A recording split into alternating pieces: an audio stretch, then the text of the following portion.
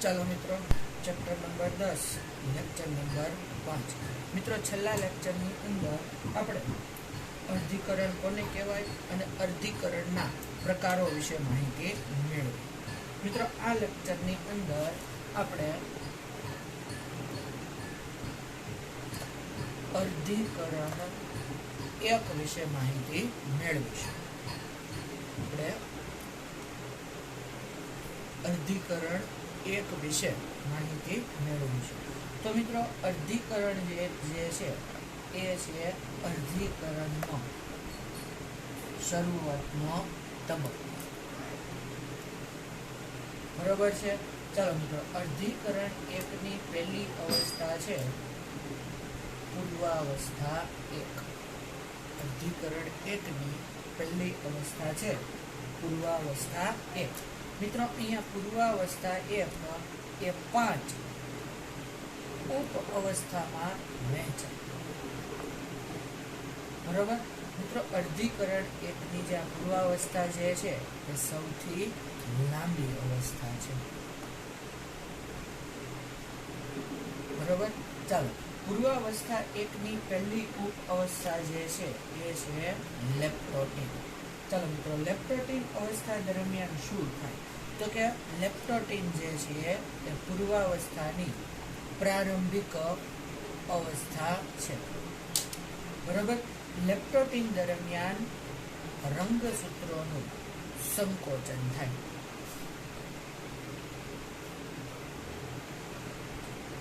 મિત્રો, અહીંયા રંગસૂત્ર જે છે એ 2 રંગસૂત્રિકા, બરોબર, અને તેને જોડતું સેન્ટ્રોમિયર આપણને જોવા મળશે. બરોબર.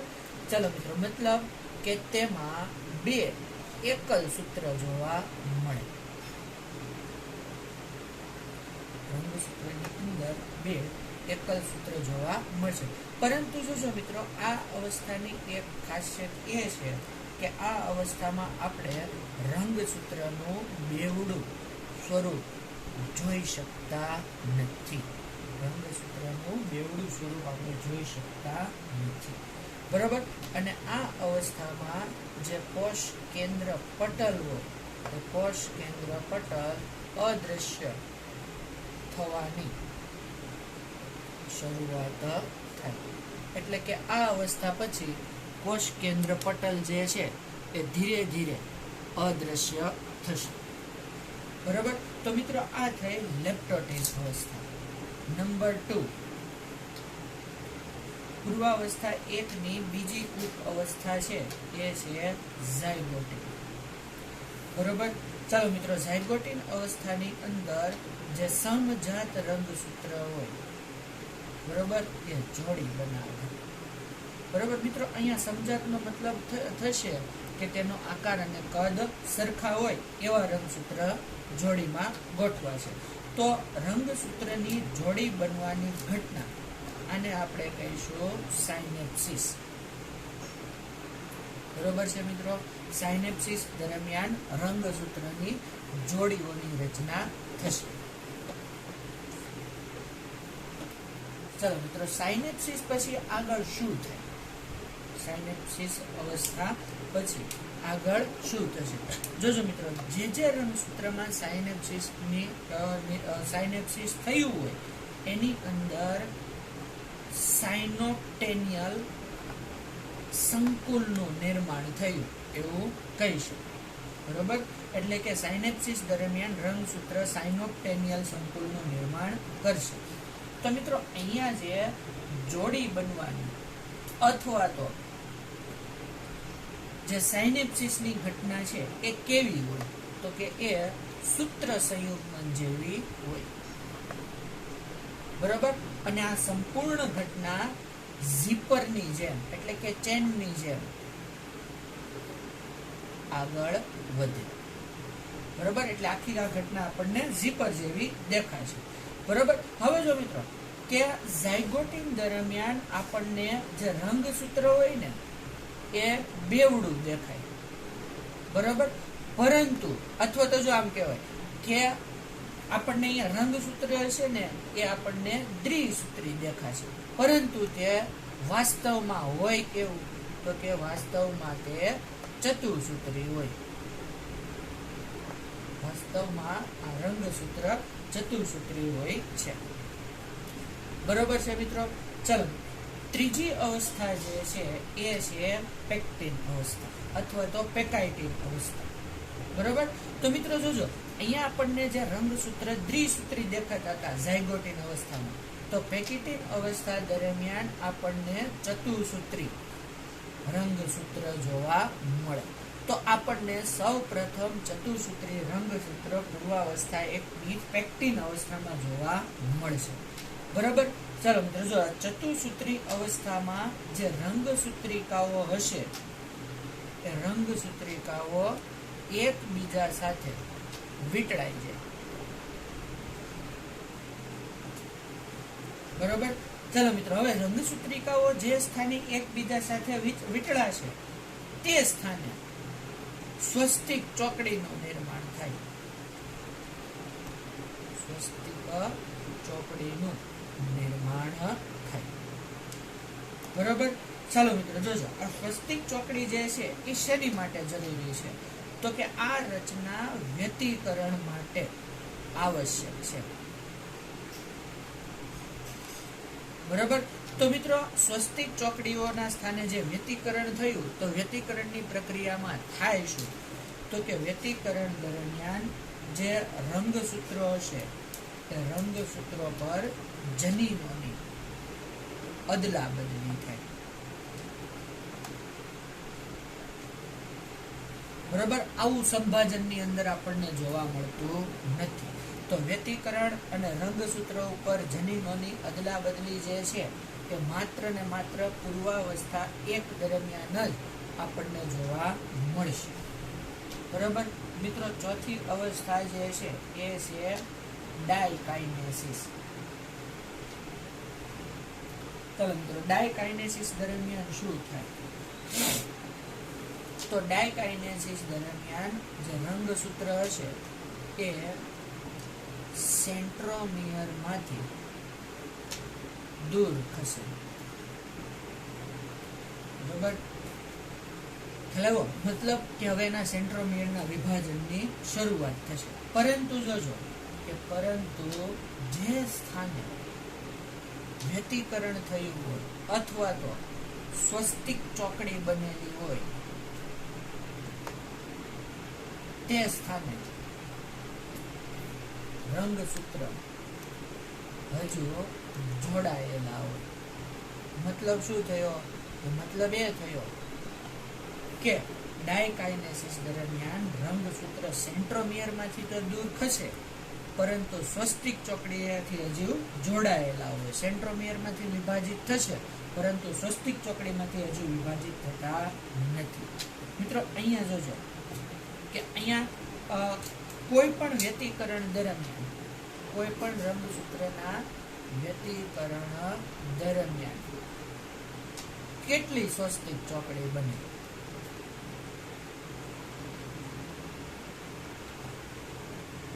આવો પ્રશ્ન થવો સ્વાભાવિક છે. તો મિત્રો, અહીંયા સ્વસ્તિક ચોકડીની સંખ્યાનો આધાર રંગસૂત્રની લંબાઈ પર રહેલો છે. બરાબર. જેમ રંગસૂત્રની લંબાઈ વધારે એમ સ્વસ્તિક ચોકડીની સંખ્યા ઓછી. જોજો મિત્રો, વ્યતિકરણ ક્યારે થયું કહેવાય? બરાબર. તો કે વ્યતિકરણ દરમિયાન ઓછામાં ઓછી એક સ્વસ્તિક ચોકડી બને. બરાબર. ઓછામાં ઓછી એક સ્વસ્તિક ચોકડી તો બને અને બને જ. વધુમાં વધુ કેટલું? તો કે રંગસૂત્ર જેટલું લાંબુ હોય એ પ્રમાણેના સ્વસ્તિક ચોકડીની સંખ્યા વધારે હોય.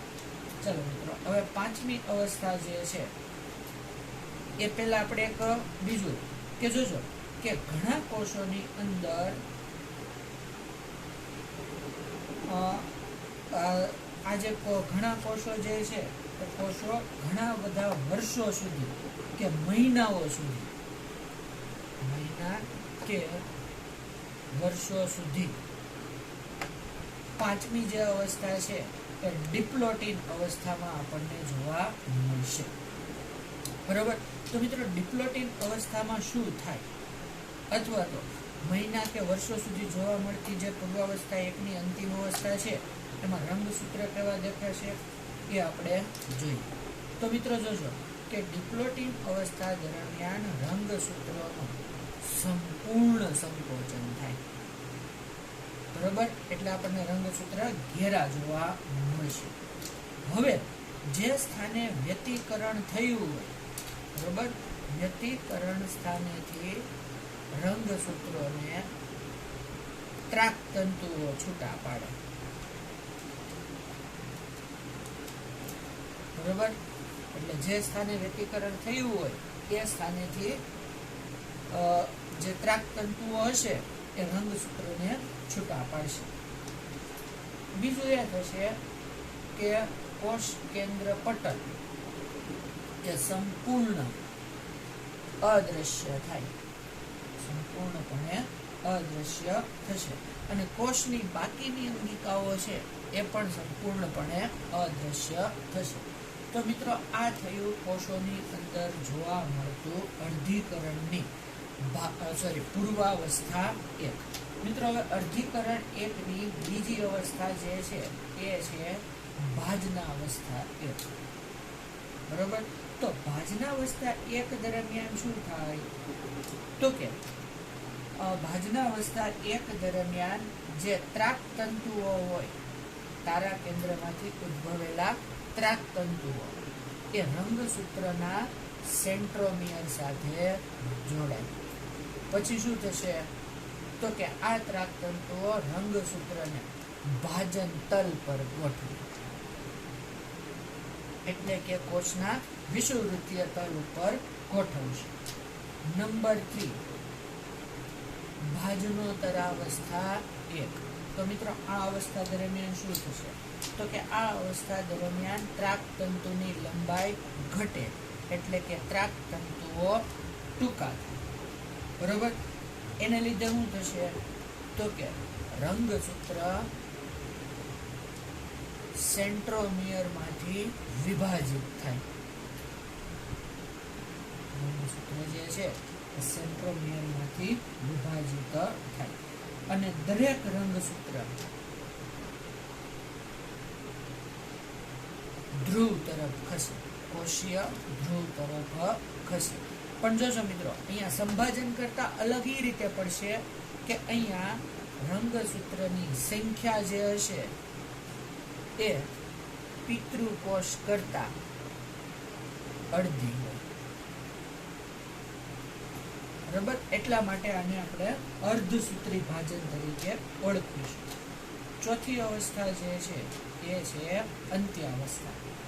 તો અંત્યાવસ્થા દરમિયાન શું થાય તો કે પહેલા તો જે ત્રાક તંતુઓ હોય એ ત્રાક તંતુઓ અદૃશ્ય થાય. બરાબર.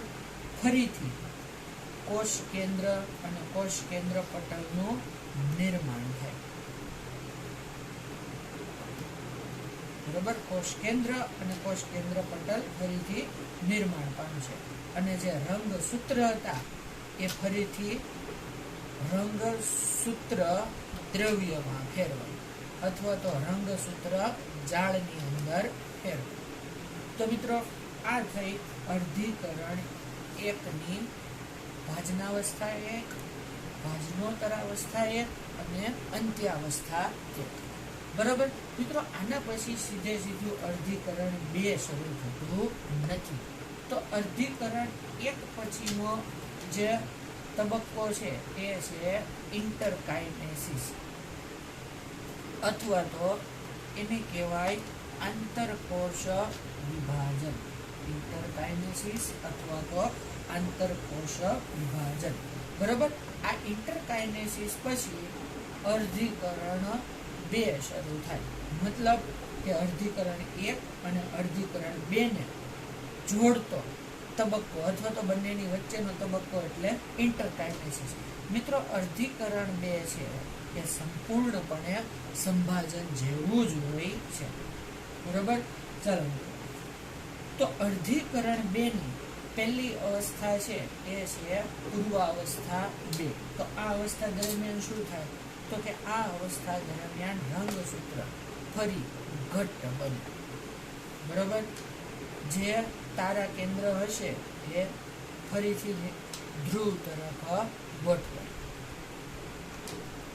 બરોબર, અને કોષ કેન્દ્ર પટલ કે બીજી જે અન્ય અંગિકાઓ હોય, કોષ કેન્દ્રિકા છે કે બધી અન્ય અંગિકાઓ હોય, એ બધી અંગિકાઓ અદૃશ્ય થાય. બરોબર, મતલબ અર્ધીકરણ 2 ની પૂર્વાવસ્થા 2 સંપૂર્ણપણે સંભાજનની પૂર્વાવસ્થા 2 જેવી હોય છે.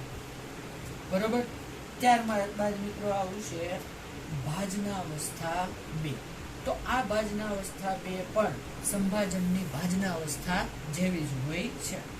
બરોબર, તો મિત્રો અહીંયા જે ત્રાક તંતુ હશે એ ફરીથી સેન્ટ્રોમિયર સાથે જોડાય.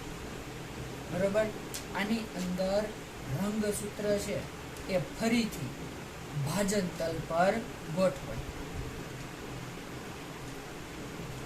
રંગસૂત્ર ફરીથી ભાજન તલ ઉપર ગોઠવાશે અને કોષ કેન્દ્ર સંપૂર્ણપણે અદ્રશ્ય થશે. બરોબર, રંગસૂત્ર સૌથી વધુ ઘટ્ટ બનશે. ત્યારબાદ આવશે ભાજનોત્તરાવસ્થા 2. તો મિત્રો ભાજનોત્તરાવસ્થા દરમિયાન ફરીથી જેવું સંભાજનની ભાજનોત્તરાવસ્થામાં થાય એવું ત્રાક તંતુઓ ટૂંકા થાય. બરોબર, રંગસૂત્રનું સેન્ટ્રોમિયરમાંથી વિભાજન થાય. બરોબર, ચાલો, વિભાજન થાય એટલે રંગસૂત્ર કોષના ધ્રુવો તરફ ખસે. બરોબર, પણ અહીંયા જોજો કે ભાજનોત્તરાવસ્થા 2 દરમિયાન રંગસૂત્રની જે સંખ્યા હોય એ પિતૃ જેટલી જ હોય. એટલા માટે આને અર્ધીકરણની અંદરનો સંભાજનનો તબક્કો કહેવાય. ચોથું જે છે એ છે ભાજનાંતિમા અવસ્થા. ચાલો, ભાજનાંતિમા અવસ્થા દરમિયાન શું થાય? તો કે નવા કોષનું સર્જન થાય, અથવા તો એમ કહી શકાય કે નવા કોષ કેન્દ્રોનું સર્જન થાય. બરોબર, કોષ કેન્દ્ર પટલ અને અન્ય જે અંગિકાઓ હોય એ અન્ય અંગિકાઓ પુનઃનિર્માણ પામે. બરોબર, અને અહીંયા જોજો સંભાજનમાં 2 કોષો બનતા હતા, અહીંયા 4 નવા કોષો અસ્તિત્વમાં આવે. કારણ કે અર્ધીકરણ દરમિયાન કોષનું 2 વાર વિભાજન થાય. બરોબર, તો મિત્રો આ થઈ ગઈ સંપૂર્ણ અર્ધીકરણની પ્રક્રિયા. તો મિત્રો હવે આપણે જોઈશું કે અર્ધીકરણનું મહત્વ શું. અર્ધીકરણનું મહત્વ શું? તો મિત્રો પેઢી દર પેઢી રંગસૂત્રની સંખ્યા જળવાઈ રહે. બરોબર, રંગસૂત્ર વધતા પણ નથી અને ઘટતા પણ નથી. બીજું કે સજીવની ઉત્ક્રાંતિ અને ઉદ વિકાસ માટે આવશ્યક છે. બરોબર, અને અહીંયા જોજો કે અર્ધીકરણ દરમિયાન વ્યતિકરણ થાય. ચાલો, વ્યતિકરણ થાય એ દરમિયાન જનીનોની અદલા બદલી થાય. બરોબર, જનીનોની અદલા બદલી થાય એટલે જે સજીવો હશે એ સજીવોની અંદર નવા લક્ષણોનું સર્જન થાય. બરોબર, નવા લક્ષણોનું સર્જન થાય મતલબ કે સજીવોની અંદર ભિન્નતા સર્જાય અથવા તો ભિન્નતાનું પ્રમાણ વધે, જે એને પર્યાવરણ સાથે અનુકૂલન સાધવામાં મદદરૂપ થશે. તો મિત્રો આ સાથે ચેપ્ટર નંબર 10 આપણું પૂર્ણ થાય છે. નેક્સ્ટ લેક્ચરમાં આપણે નવા ચેપ્ટરની શરૂઆત કરીશું.